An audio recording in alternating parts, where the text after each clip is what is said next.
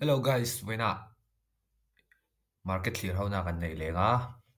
karma salam doing ke ti thailo ain lo sa thi manga group la ba po Vena chuan kan en tur chu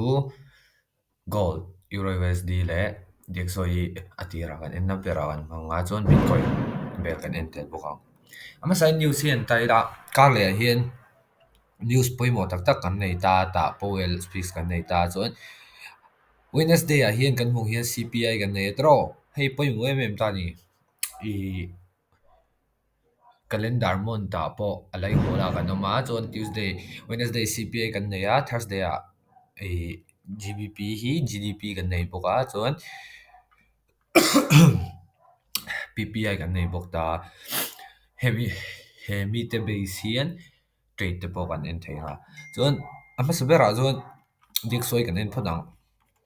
kan mong hian diksoi hi eng face sang yom bullish face shalom ni tro weekly a kan en chuan ta hian weekly fair value gap asiama chuan heta weekly hian kan mong hian a reaction kan nei ta fair value gap le order block mo ani ko pan ta ni hei chuan reaction kan nei a higher price action kan base sei ta chu eng tin nge lower time frame a ong kan en le kan hmung hian 4 hour a tro ama kan soi thin kha pahnih apoimo karma sa January somthuma zo khani kan hmung hian 4 hour a hian ta ai gap fair value gap me ne hei chu gap pawma heng howi price gap stock a chu nom hema forex sai kan hmun hem lo 24/7 ni line tunai gap kan hua reaction kan nei a higher price action a siama chuan higher price action hi a chau zel be sei ma hi break ani kan be sei ma se kan hmung hian ami hai hemi reaction a hian atang hian higher price action kan hmuem mulo ta ni chuan first week second week third week voi thum me voi thum line ta hetlai ron test nai chuan 4 hour hian le tai la kan masalama kan hmung hian 4 hour a hian tro enge hei bearish scenario ne na ron chukta chuan a ron chukna po hemi hi a follow a chuan a touch lawa ta bearish fair value gap dang a siam le a chuan a bearish fair value gap siam hi ta hei kan hmung hian a siam tu candle kan ti ha fair value gap siam tu candle hi flip ta chuan tuna index so chuan bullish scenario om ta ni 4 hour a chuan weekly ne ni hang khai kan kal kop tir mo chuan ta hian enge kan be sei thekan ni zo higher price action thoni kala be sei mo chan chu 4 hour a hian bearish scenario pa ngai kal lam hulowa hemi buy chho hi chu enge chan ka hre chi lo na tuna kala be sei chu higher price action kala be sei thoni chu Tuesday te pon ron shilanga inde price action om da na zer Wednesday le Thursday a e news kan nei ta khada han Tuesday in chuti khati market internal 4 hour a fair value gap patang rek na tur te om so Wednesday de zon trade thata kan mu thei ka be se so first of all a zon kan hmung hian 4 hour fair value gap om ta tro chuan a higher break a tuna hian kan follow thei chu 4 hour a hian kan hmu ta no follow thei chu pullback higher price action chu ni me ta ni kha entry om don em di ha kan chan anga ya hei entry le chan nga man ta ni tro chuan hemi low hi break zone bearish action kan hmu thei nga hemi trade ka propose dan hi chu ni thum hold thei to rang chi kha kan hret thiam lo thin tagin chan chu trade then khada zon karon soi lawanga po trade tam tak manga chan chu intraday viewing heng market clear ho nei ka siam ngai lawa kan sei to kha swing opportunity tai viewing kan siam tlang pui ni khada han a pullback a short chin la du ni pon mo a thavek kan ti kha chuan euro USD kan en lenga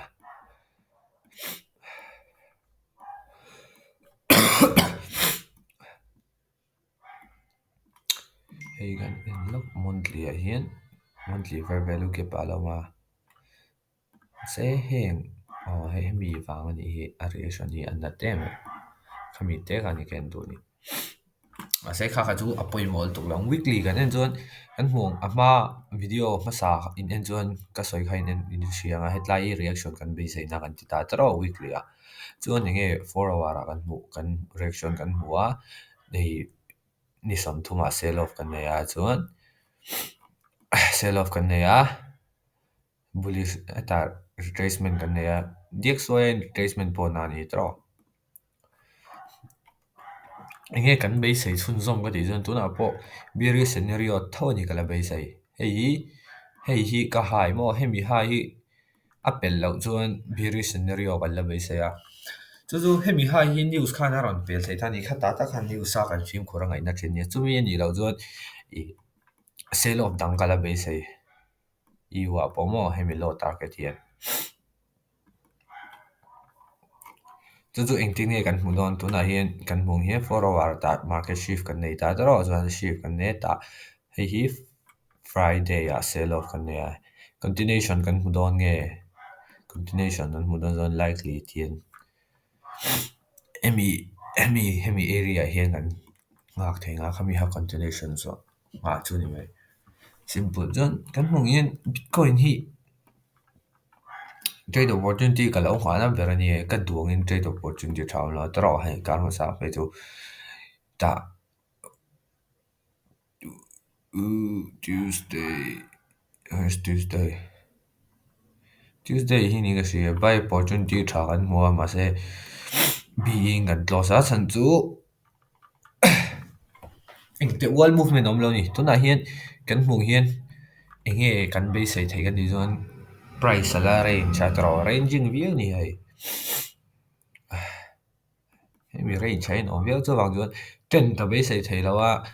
hemi low support low a buy opportunity hmu ni zon buy mo high a sell opportunity zon sell khami ni lo zon hai alak lo henga te hei ka trade Tuesday ka trade lak na khan ta henga ten trade kala om zia om lo tu ka ni chan chu kalau be sei ta na ha zon higher prices on ta tang hian hei fair value ge pa tang hian kan hmu han me ka ringa kan hmu ta lawa tro 1% value upping ka rin khang te ha ni I swing opportunity view zon om ziam lo ta ni zon tu nai ne kan nei kan ti zon ta 4 hour a fair value gap siam tu I demand kan nei a hei attach to a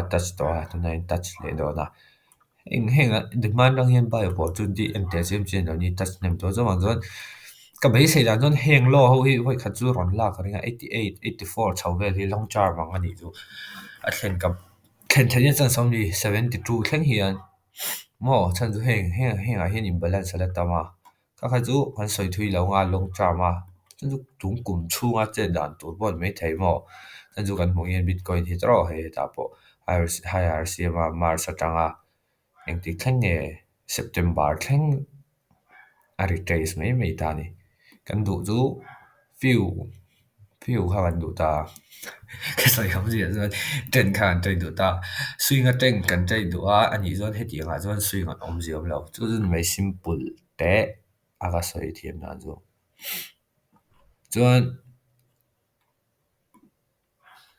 这个保证的差个我们跟人聊 FET 保hi 1.04 ram ba ya tu ve la han ka se la hei crypto tle small ke phaw ko hot ani ma sei to na aron chuk le to a bai opportunity tha ni pon ka hela to na jong kala ma ka ni mo Ethereum hi all time high la thleng lawa hi ka bei sei ber zo ka ni 2000 area hi ron thleng le mai ngem ka ha kan la bei sei te a ron thlen le zon hei poi goodbye mo long term ma hol ta zon GBP zo ha nge kan en zo nga kan zum GBP ha news kan nei awangin use zo kan en te lo nga GBP zo khi enge kan nei thai mak khop me tro tuna hian kan bearish ani overall a bearish scenario kan nei a ta arieka ta sell off kan be se te ma se interesting ka ti chu henga fair value ke pom na ni hi oma tro chuan hei kan hmung hian volume aron pick up chho ni aron pick nam nei sell off ani mi lo chuwang chuan GBP a hian higher price action kan hmu te po be sei oma mo ta fair value gap kan la ne chuwang chuan hemi area vai kha kan touch to a higher price action dik so ya ka be sei boka GBP a hian ka be sei boka chuwang chuan kan le la wa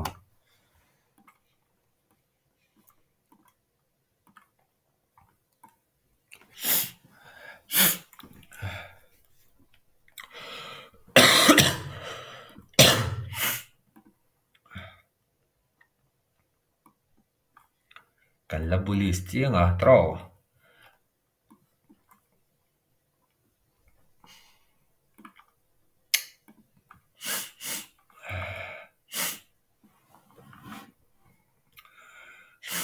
อ่ะ50-50ก็ไม่ไม่รู้อาจารย์ดูกันมุงเห็นอ่ะ50-50ก็ทิ้งฉันอันสวยแล้วอ่ะกันมุงเห็น our dark flow ยังไงกันดีส่วน our dark flow กันนี่จอมบีริสเนอริโอนี่ตรอเฮดาโปอีอาหายะอารอนดิเตสาพอเห็นกันมุงเห็น for a while เห็นให้มีโซกันเห็น clearly bearish scenario kan mutani hemi fair value gap hi aron replace a bearish fair value gap in jo tain hai sell opportunity karma salama apolo nge ni dona 10:30 New York Times ho hai sell opportunity 15 na thalu tu ho ni tro jon Jack soy bullish chuan a bullish ka bai saya hei po a 50-50 ka tin san chu weekly a kan mung hian 50-50 ka tin san ber chu weekly a hian hei a fair value gap hi replace ani ma se fair value gap hi fully na replace a wanin san chu bullish a ron siama fully na la replace a ma dingai kan ti chuan a fair value gap siam tu hemi hai hi a break lo hemi hai hi week pon candle pon break sa chuan higher price sang kha ka bai sai ni mo tuna zong ka bai sai mem lo 50-50 view mà sẽ bearish lampang chu a on view tho chan chu hei henga lo target tur atanga tro chuan zong kar le lama intinge price in open ang ti ha poi mo tu na zon order flow kan eng lo nga inte ka sayang order flow kan chun zamanga order flow milin kan kalang tin zo ani chu chan chu eta weekly ha lower low siama lower high siama lower low siama lower low siam le kan be sei tur ni tro chuan chu chu eng ding e siam non lo ni chuan heta hemi area heta fair value gap point ni thai heta mi po hian ni thai ka le lama a hold ta ni ti kan mu a hold sign kan hu zuan an kan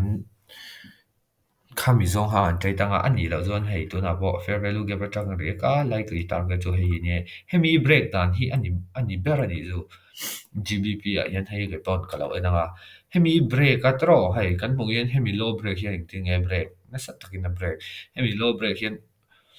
na sat takin na break ya hemi low break hian hemi area hian hei heti nga wika zuk chu zeu a ani de kha zuan reversal po om thei mo ma se diak soi bel kan buli sa ani zuan kami trend da kan trade kha poi mo ve ta ni khang song kha ni de o me bak chu en tor ba kan nei lawa chuan bank nifty kumtira tang kan la bearish chara heng bank nifty te po heng te po hi reverse around chuan index po thai na chan som liang khang song kha ni